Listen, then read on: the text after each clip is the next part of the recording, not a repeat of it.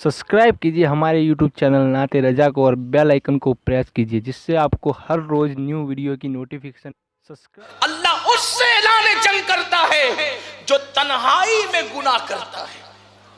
आप देखो 99% लोग इस उम्मत के, अगर मेरा हुस्न जन सही है तो 99% लोग इस उम्मत के तन्हाई में गुनाहों के अंदर मुब्तला हैं।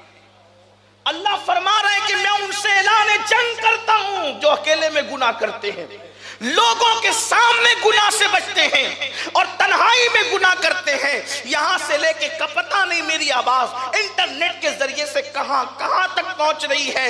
हर आदमी सोचे मुझे नहीं पता, इसलिए कि मैं गुनहगार अल्लाह का बंदा हूं। ना आपके दिल का हाल मैं जानता हूं, ना मेरे दिल का हाल आप जानते हैं, ना आपकी खलबतों को मैं जानता हूं, ना मेरी खलबतों को आप जानते हैं। मगर याद रखना, हर आदमी अपनी खलबतों को अच्छी तरह जानता है, हर आदमी अपनी तन्हाइयों को अच्छी तरह जानता है।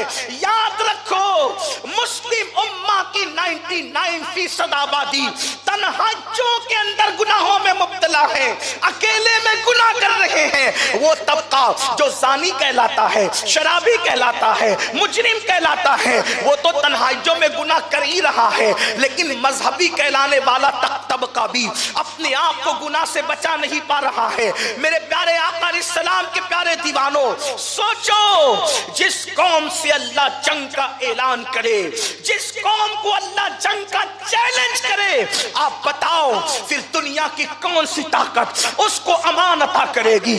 रब्बुल इज्जत जिससे जंग का ऐलान करे, रज़्ज़ाक़ के मुत्तक़ जिससे जंग का ऐलान करे, खालिक व मालिक जिससे जंग का ऐलान करे, सत्तार व गफ्फार जिससे जंग का ऐलान करे। अब मुझे बताओ दुनिया की कौन सी ताकत है जो रब के मुकाबले में किसी की मदद कर सकती है? है कोई रब के मुकाबले में मदद करने वाला? सुन लो, अंबियाए किराम भी रब के मुकाबले में मदद नहीं करते, औलियाए किराम भी रब के मुकाबले में मदद नहीं करते, इसलिए कि रब के मुकाबले में जो आ जाए फिर वो अल्लाह वाला नहीं रह जाता। खुदा के नेक बंदों की फहरिस्त से उसका नाम खारिज कर दिया जाता है। ये जो अंबिया औलिया मदद करते हैं, बेइज़्निल्लाह मदद करते हैं, खुदा के मुकाबले में मदद नहीं करते। ये बात याद रखना, बेइज़्निल्लाह मदद करते, खुदा के मुकाबले में मदद नहीं करते। और अल्लाह जब ऐलान जंग करे तो फिर कोई मददगार नहीं है, कोई मदद करने वाला नहीं है। और अल्लाह का ऐलान जंग, क्या जिगर गुर्दा लाए हैं लोग। अल्लाह फरमा रहा है जो अकेले में गुनाह करे, अपनी तन्हाइयां तो याद करो, अपनी रात की तारीकी तो याद करो। अल्लाह अकबर, गुनाह वो है जिसने बड़े बड़ों को तबाह और बर्बाद कर दिया। लोग कहते हैं मौलाना अल्लाह करीम है, रहीम है। मैंने कहा अल्लाह रहीम और करीम बेशक है, लेकिन उसका रहीम होना, उसके रहीम होने के अकीदे पर, उसके करीम होने के अकीदे पर अगर आदमी गुनाह पर दिलेर हो तो गोया कि वो अपने आप को धोखा दे रहा है। अल्लाह अगर, आप क्या समझते वो फिरौन की पकड़ करता है? सिर्फ नहीं, उसके यहां फिरौन और औलादे पैगंबर में इस एतबार से तफरीक नहीं है कि आमाल अगर फिरौन जैसे औलादे पैगंबर के भी है तो जो अंजाम फिरौन का हो रहा है वही अंजाम औलादे पैगंबर का। आपको ये बात अगर हैरत वाली लगती है तो मैं आपके सामने पेश करता हूं। देखो, इंसान को जो बात नहीं पता, इंसान उसका दुश्मन होता है। आप कहेंगे औलादे पैगंबर को फिरौन के साथ खड़ा किया, मैं फिरौन के साथ नहीं खड़ा। अगर आमाल फिरौन वाले हैं और नसब औलादे पैगंबर वाला है तो अल्लाह पाक जो अंजाम फिरौन का करता है वही औलादे पैगंबर। कुरान उठा के देखिए, हजरत नूह अलैहिस्सलाम का बेटा, उसके औलादे पैगंबर होने में शक क्या है? हजरत नूह ने खुद कहा था अल्लाह ये मेरी आल से था ना वो बेटा, उसके बेटा होने में कोई शक है? लेकिन अल्लाह ने जवाब दिया लैसा मिन आलिक, अब ये आपकी आल से ना रहा। क्यों? क्योंकि नबी का बेटा होकर वो नबी के नक्शे कदम पर नहीं है। थोड़ा तवज्जो करना। ہم لوگ اس لیے اچھل کود مچا رہے ہیں کہ حضور تو ہماری شفاعت کریں گے قیامت کے دن. میں سوچتا ہوں اللہ کے بندو شفاعت حق ہے، اور شفاعت پر ہمارا عقیدہ تو یہاں تک ہے، شفاعتی لأہل الکبائر من امتی، کہ میری شفاعت میری امت، حضور نے فرمایا میری امت، میری امت، یہ میری پہ غور کریں.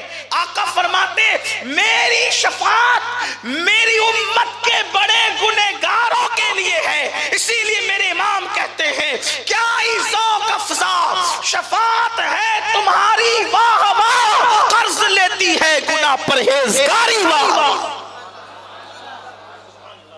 اگر فرعون جیسے اعمال ہو تو نبی کے بیٹے کا نبی سے نسب ٹوٹ سکتا ہے، تو اگر فرعون جیسے اعمال ہو تو کیا امتی کا نبی سے رشتہ نہیں ٹوٹ سکتا؟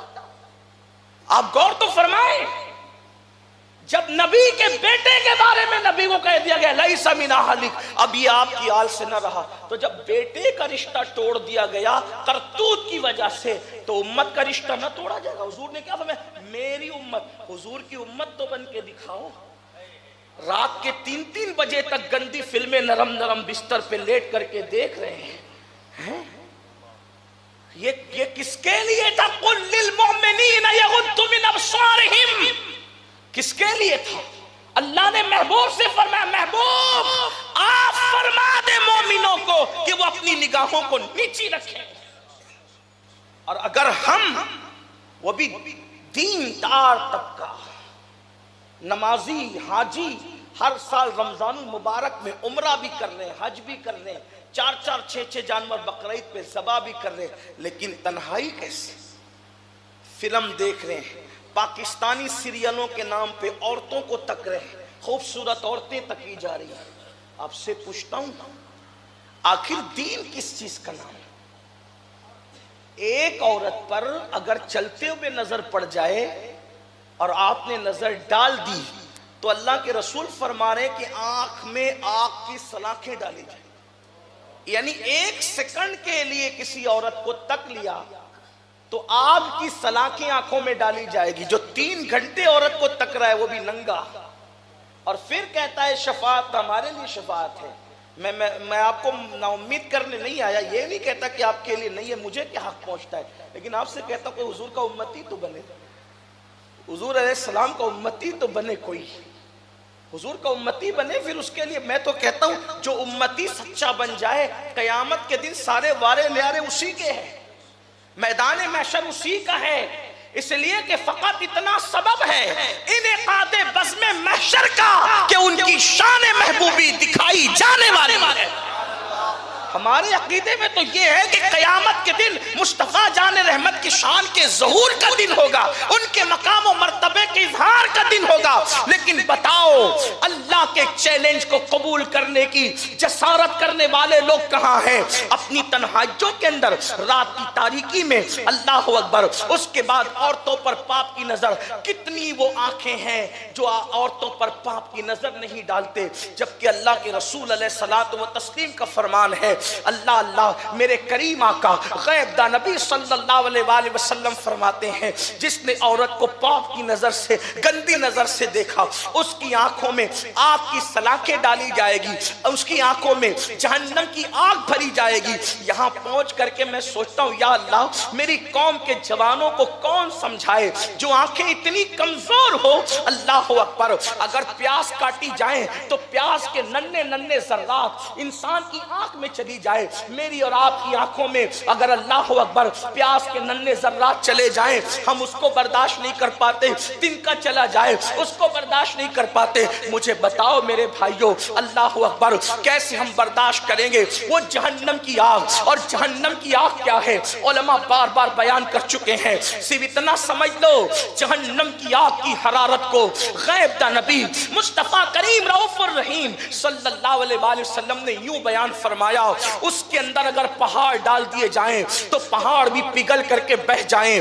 جہاں پہاڑ پگھل کر کے بہیں گے وہاں ہماری ان ننھی سی آنکھوں کا کیا بنے گا؟ ان پتلی سی آنکھوں کا کیا بنے گا جو نہ پیاس کا ذرہ برداشت کر سکے، جو نہ تنکا برداشت کر سکے؟ تنکا اور ذرہ تو دور کی بات، ہماری پلک کا بال اگر ٹوٹ کر ہماری آنکھ میں آ جائے تو اس وقت تڑپ کا عالم کیا ہوتا ہے، اس وقت تکلیف کا عالم کیا ہوتا ہے؟ اپنی پلک کا بال جو آنکھ برداشت نہ کر سکے، وہ جہنم کی آگ جہاں پہاڑ بھی پگھل کر پانی ہو جائیں گے، وہ آگ جب آنکھوں میں ڈالی جائے گی، انجام کیا ہوگا؟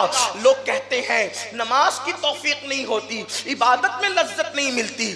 اللہ اکبر، ہمارے بزرگوں نے لکھا، فرماتے ہیں آدمی صرف گناہ کرنے کا سوچ لے، صرف سوچ لے، اللہ اس سے عبادت کی لذت چھین لیتا۔ گناہ کرنے کا سوچنے کی بنیاد پر، سوچنے کی بنیاد پر اللہ اس سے عبادت کی لذت کو چھین لیتا ہے۔ اور سنو، اللہ کے رسول کہتا نبی صلی اللہ علیہ وآلہ وسلم فرماتے ہیں کہ جو انسان اپنی آنکھوں کو کنٹرول کرے، آنکھوں کو حرام دیکھنے سے بچائے، آنکھوں کو آوارگی سے بچائے، اللہ کا اعلان ہے میں اس کے دل میں ایسا ایمان نقش کر دوں گا، اس کی حلاوت وہ اپنے دل میں محسوس کرے گا، اس کی مٹھاس وہ اپنے دل میں محسوس کرے گا۔ اللہ اکبر، وہ ایمان دیا جائے گا، وہ ایمان آنکھوں کو کنٹرول کرنے کی برکت سے وہ ایمان دیا جائے گا جس کی لذت اور حلاوت کو انسان محسوس کرے گا۔